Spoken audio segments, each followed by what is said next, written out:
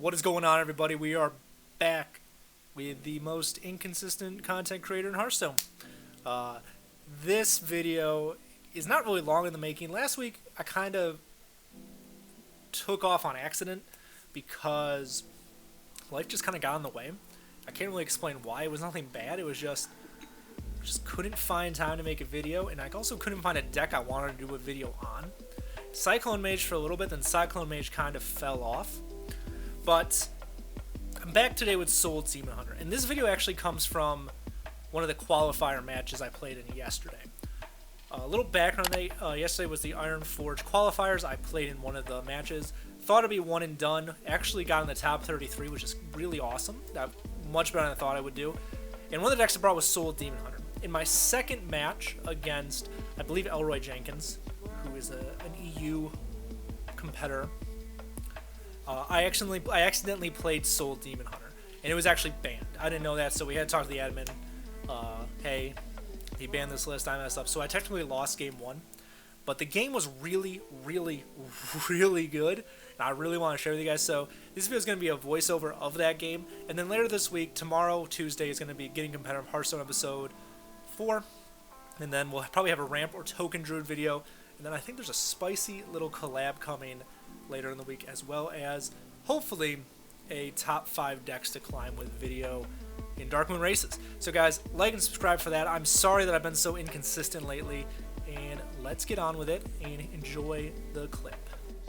Alright, so I'm going to do this video in regular speed because there's just one game, but this is Soul Demon Hunter versus Evolve Shaman. And I just loved the way this game went, even though I picked the banned deck. So in the opener hand, I keep Spirit Jailer and Marrow Slicer. Because I'm on coin, I can kind of coin that out a little easier. I did know that Elroy was playing Evolve Shaman beforehand because we are allowed to see their deck. And I was really looking for just cards to keep my opponent off the board so it would make it harder for them to evolve. So we start the game. They are going to take turn 1 off, I believe.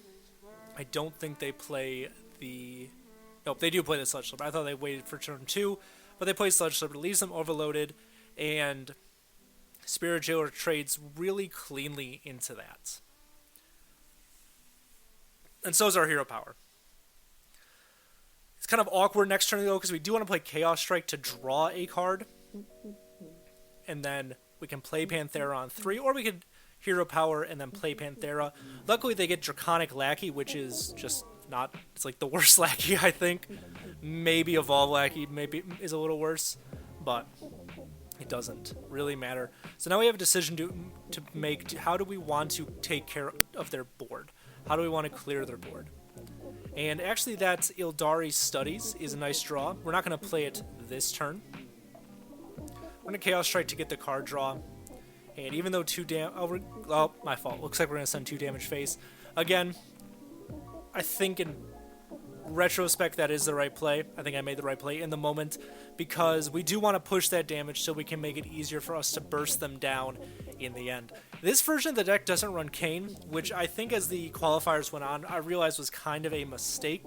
I really want Kayn in this deck now that I have played this a little more, and I think next qualifiers I'm still bringing Soul Demon Hunter, and I will be putting Kayn in the deck. That Shard Shatter Mystic is so good. We get a tempo play with the Panthera and draw a card. Skull is awesome. We can take their Sludge Slipper off the board, and we're making it really awkward for them to play Bogspine Knuckles. Sorry, I'm forgetting names of cards. But that's the whole point. We want to make it awkward so it takes longer for them to get on and then kind of control the board while pushing damage, which Soul Demon Hunter is so good at. They're going to Totemic Call again. And then they actually got a Titanic Lackey, which is going to make it really hard for us to get into kill that spell damage totem. Luckily, we do have Marrow Slicer in hand, but it looks like we're just going to play it, trade off, and then trade in the Panthera into one of their minions. Looks like the Titanic Lackey. They can play out the Bogspine Knuckles this turn. They're not overloaded. And I believe they do. I believe that is their play this turn. Yes. They get the Bog Spine online, but they don't swing with it, which is really good for us. And it's kind of weird now. Like, what do we want to do? We have Shard Shatter to kind of take care of some stuff. But we're going to Ildari Studies first, and we get a really good hit off the Ildari Studies. We get Star Student Stelina, which allows us to shuffle a hand back in their deck because it is outcasted. And just based on this, it looks like Derail Coaster is the best one, because that really shuts down their next turn. We can trade the Panthera in, get some tempo with the Spirit Jailer, and then go face for 4. I think that getting Star Student Stelina off of Ildari Studies was one of the best things we could have done this game. So they're going to play the big old Whelp, which they got off Draconic Lackey to draw a card, as well as play Broom to kind of clear up our board a little bit so they can kind of get ahead on board. And we're left with a Spirit Jailer, and they have a Ogre, 6/7, good cost for the stats. La meme right there. And we're kind of looking for a way to clear this board. We have pretty doable ways to clear the board. We can Shard Shatter Mystic, we can Soul Shear, and then Relentless Pursuit. And it looks like we're just going to go Relentless Pursuit into the Ogre, Boulder Fist Ogre. Take it off the board. We don't want them to just 7-drop. It is kind of awkward now because we do want to get that Skull over to the left side of our hand, and we are running out of board control tools. Shard Shatter is the only one in our hand. They are going to trade off the McGurgle to put it in the deck, and also tempo out a Dread Corsair, and play the Cage Match Custodian, which we knew was in their hand because of Star Student Stelina. Evolve both of them. And they actually don't evolve here because that Ogre is really good. And we get another Ildari Studies, and I believe that's the play we're going to start with because it is such a good start to what we want to do. But it actually looks like we're going to start off with the Eldrazi Warblades. Oh, I remember this turn. We are going to do the Eldrazi Warblades to get a weapon online. We are going to play the Twin Slice, which will summon a 2/2 for them, as well as the Coin, which will summon another 2/2 for them, but this Shard Shatter Mystic will take that off the board and weaken up their Necromancer Ogre. I don't know the name of it, but it's going to die, basically, and also limit their board, as well as recoup a weapon for us, which is really good. The thing I like about Soul Demon Hunter is it's such a flexible deck, especially right now. But the Mogul Flesh Shaper is kind of scary, especially because it will evolve into a 10-drop. And they get some subpar cards. We're going to start off with the Ildari Studies, and I think we take the I-Beam here. But it isn't really... I don't remember what we do here. I think we Skull for 5 and keep the I-Beam in our hand. We get 2 weapons and a Blade Dance. That Blade Dance is going to come in handy in a bit. Fortunately, not right now.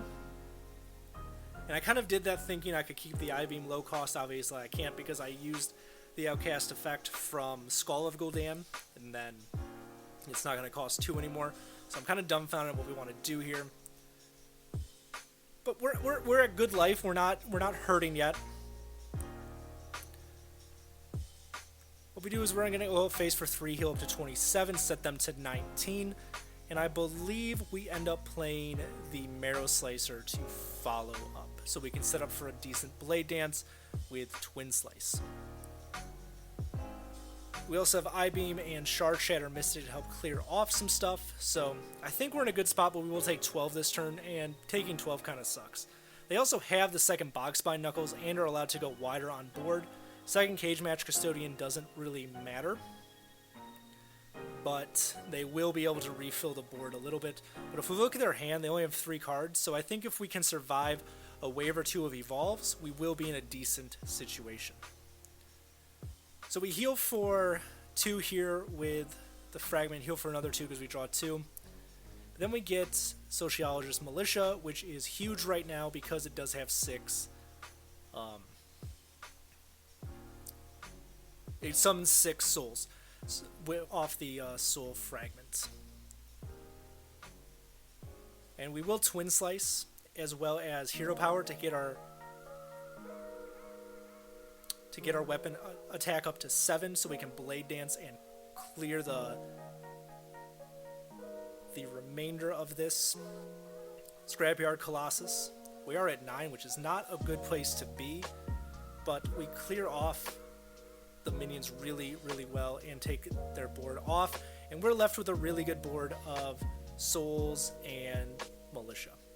We are in this place where we don't have a ton of refill, which is not a great place to be, but we're going to make do with what we have.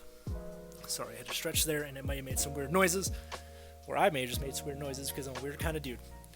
But they're refilling the board again, and they can swing into one of our souls and clear it off. We do have Soul Shard Mystic to clear up what they play, though, but unfortunately that clears our board and leaves us with no board clears. In this deck, Blade Dance that's the only Blade Dance in our deck as well. But there's a Sea Giant, and they're going to evolve.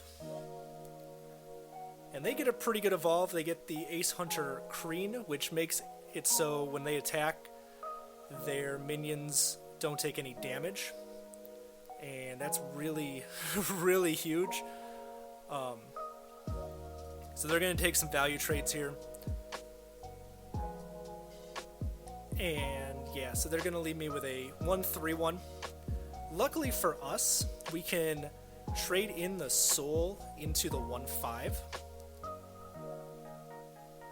And I-beam Yogg to clear this board completely with Shard Shatter Mystic, which is a phenomenal turn. And that board clear is just amazing for us. Then we're going to go face for 5, set them to 11, and equip another Eldrazi Warblades. And we're in a really good spot because we have refill with Skull. I really wish this game counted because this was a really, really good game. But because it didn't count, because this deck was banned, you get to see this a week before Episode 5 getting competitive in Hearthstone. So let's draw 3 cards and discount them. Unfortunately, the Soul Fragment will make it so our Chaos Strike is not discounted. Our lucky souls, however, are, and because we will play a Chaos Strike here, they will also be corrupted. We get a Bladed Lady, which is awesome. Unfortunately, we're not going to get our weapon to 6 attack this turn, so discount it to 1. But we get a Soul Shard Lapidary, I cannot pronounce names, and we're going to trade into the 3/3 and take their totem off the board. We did very, very well at surviving the round of Evolve Assaults, and all our board clears and spot removal lined up incredibly well this game, which is why we were successful. There's not much they can do here unless they get a really good evolve off of a Horde Pillager. I really think that Star Student Selena shuffling the coaster in deck was huge. So guys, thank you for watching. If you enjoyed the video, leave a like and subscribe, and I will see you all later in the next one. Take it easy.